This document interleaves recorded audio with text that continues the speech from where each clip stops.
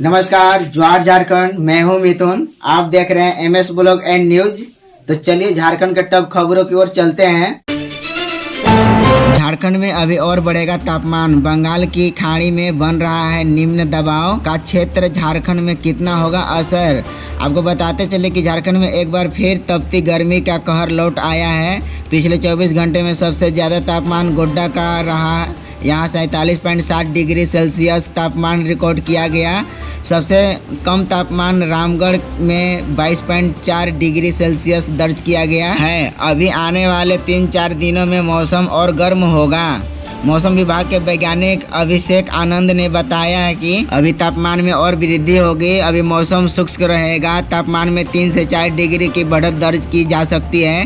राज्य के कई शहरों में तापमान 40 तक पहुंच गया है। कई शहरों में तापमान में और बढ़ेगा तो लोगों को परेशानी हो सकती है। लोगों को बढ़ते तापमान से सतर्क रहने की जरूरत है। बढ़ती गर्मी को देखते हुए अपनी सुविधा अनुसार दिनचर्या में बदलाव जरूरी है। मौसम विभाग ने कहा है कि थोड़ी सावधानी बरतने की जरूरत है। बंगाल की खाड़ी में एक निम्न दबाव का क्षेत्र बन रहा है। आज इसका विस्तार हो सकता है और कल तक इसके तूफान में बदलने की संभावना जताई जा रही है।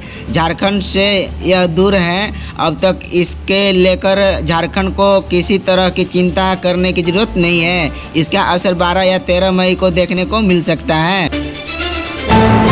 20 सदस्यीय हॉकी टीम की घोषणा। ऑस्ट्रेलिया टूर के लिए भारतीय महिला हॉकी टीम में सिमडेगा की सलीमा, संगीता व खूंटी के निक्की का चयन। इस विषय में बताते चले कि हॉकी इंडिया ने सोमवार को ऑस्ट्रेलिया के खिलाफ 18 मई से एडिलेड में होने वाली 3 मैचों की सीरीज के लिए 20 सदस्यीय भारतीय महिला टीम की घोषणा की। टीम ने सिमडेगा के खिलाड़ी मिडफील्डर सलीमा टेडे और फॉरवर्ड संगीता कुमारी को शामिल किया गया है। साथ ही खूंटी की निक्की प्रधान का भी टीम में चयन किया गया है। यह टीम ऑस्ट्रेलिया ए के खिलाफ भी 2 मैच खेलेगी। गुमला, यह घर बिकाऊ नहीं। गुमला में अपनी संपत्ति बचाने के लिए लोग घरों पर लगा रहे हैं बोर्ड, क्योंकि माफिया फर्जी कागजात बनाकर बेच दे रहे हैं। इस विषय में बताते चले कि यह घर और जमीन बिकाऊ नहीं है। दलालों से सावधान रहें। गुमला जिले में जगह जगह घर के दीवारों और खाली जमीन पर ऐसा बोर्ड दिखेगा।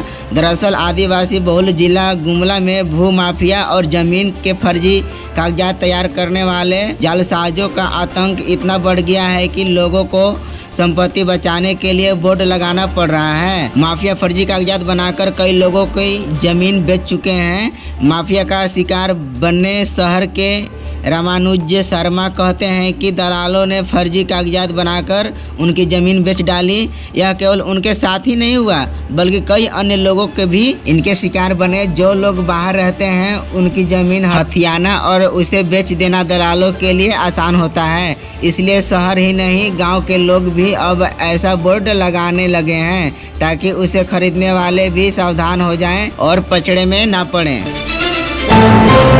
राज्य स्तरीय रैली में शामिल होंगे नीतीश कुमार। भाजपा के विरोध विपक्षी एकता में नीतीश का प्रयास सकारात्मक दिशा में बढ़ रहा है। आपको बताते चले कि बिहार सरकार के मंत्री और झारखंड प्रदेश जदयू के प्रभारी डॉक्टर अशोक चौधरी ने कहा है कि बिहार के मुख्यमंत्री नीतीश कुमार का विपक्षी एकता की दिशा में किया जा रहा है प्रयास सकारात्मक दिशा में बढ़ रहा है। इसी सिलसिले में पार्टी के राष्ट्रीय अध्यक्ष ललन सिंह पिछले दिनों मुख्यमंत्री हेमंत सोरेन से मिले थे।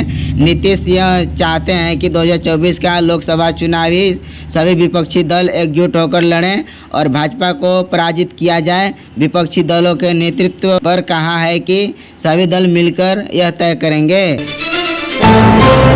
श्रम विभाग का कंट्रोल रूम सक्रिय। मणिपुर में फंसे झारखंड के 34 विद्यार्थी सकुशल लाने का प्रयास। आपको बताते चले कि मणिपुर में गत 3 मई को भड़की जातीय हिंसा के बाद वहां व्याप्त तनाव की स्थिति में झारखंड के करीब 34 छात्र छात्राएं फंस गए हैं। इस सूचना के बाद श्रम विभाग का कंट्रोल रूम सक्रिय हो गया है। नियंत्रण कक्ष की पहल पर राज्य प्रशासन द्वारा मणिपुर राज्य शासन से संपर्क कर वहां फंसे झारखंड के छात्रों को वापस लाने की प्रयास किया जा रहा है। इस मामले में मुख्यमंत्री हेमंत सोरेन ने विद्यार्थियों को सकुशल लाने का निर्देश विभाग को दिया है। श्रम विभाग की ओर से किए जा रहे प्रयास के तहत कुल 34 छात्र छात्राओं में से 4 छात्रों के दिल्ली जाने का टिकट बना दिया गया है, जबकि 18 छात्रों की वापसी का टिकट प्रक्रिया में है। 11 छात्र ऐसे हैं जो फिलहाल वापस नहीं आना चाह रहे हैं। धनबाद 20 को निकलेगी कलश यात्रा। 200 साल पुराने मन इटाण भोक्ता मंदिर का हुआ नवनिर्माण। 20 से 22 तक प्राण प्रतिष्ठा समारोह। इस विषय में बताते चले कि मन इटाण बस्ती स्थित 200 साल पुराने भोक्ता मंदिर का नवनिर्माण किया गया है। इसका शिखर 72 फीट की ऊंचाई पर है। मंदिर में स्थापित शिवलिंग काफी पुराना और जमीन से काफी नीचे हो गया है। अब बनारस से नया शिवलिंग लाया गया है। अब पुराने शिवलिंग का विसर्जन कर नया स्थापित किया जाएगा। इसके लिए 20 से 22 मई तक मंदिर में प्राण प्रतिष्ठा समारोह का आयोजन किया जाएगा। गढ़वा 8 साल बाद भी सेवा कन्फर्म नहीं। गढ़वा DSE ऑफिस से 700 प्राथमिक शिक्षकों के प्रमाण पत्र गायब। आपको बताते चले कि 8 साल पहले नियुक्त 700 प्राथमिक शिक्षकों के प्रमाण पत्र गढ़वा जिला शिक्षा अधीक्षक कार्यालय से गायब है। इन शिक्षकों ने सेवा कन्फर्म के लिए ये प्रमाण पत्र जमा किए थे, लेकिन 8 साल बाद भी इनकी सेवा कन्फर्म नहीं हो पाई है। इसके लिए शिक्षक वर्षों से ऑफिस का चक्कर लगा रहे हैं। अब जिला शिक्षा अधीक्षक ने माना है कि ऑफिस में प्रमाण पत्र नहीं मिल रहे हैं, इसलिए शिक्षकों को दोबारा प्रमाण पत्र सत्यापन कराकर जमा करना होगा। खास बात यह है कि नियुक्ति के 2 साल बाद ही सेवा कन्फर्म किए जाने का प्रावधान है। स्कूली शिक्षा सचिव ने भी 5 सितंबर 2021 तक सभी शिक्षकों की सेवा कन्फर्म करने का आदेश दिया था। झारखंड प्रगतिशील शिक्षक संघ के नेतृत्व में इन शिक्षकों के सोमवार को प्राथमिक शिक्षा निदेशक से शिकायत की है। संघ के प्रदेश अध्यक्ष किशोर साहू और प्रदेश महासचिव बलजीत कुमार सिंह ने निदेशक को आवेदन देकर कहा है कि गढ़वा के DSE ने सेवा कन्फर्म करने में बाधा डाल ली है, इसलिए मामले की जांच कराकर दोषी अधिकारियों और कर्मचारियों पर कार्रवाई की जाए। शिक्षकों का कहना है कि यह लापरवाही का मामला है।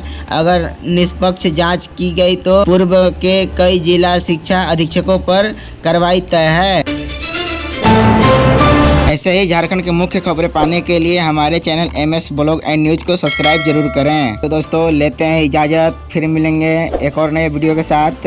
जय हिंद, जय भारत, वंदे मातरम।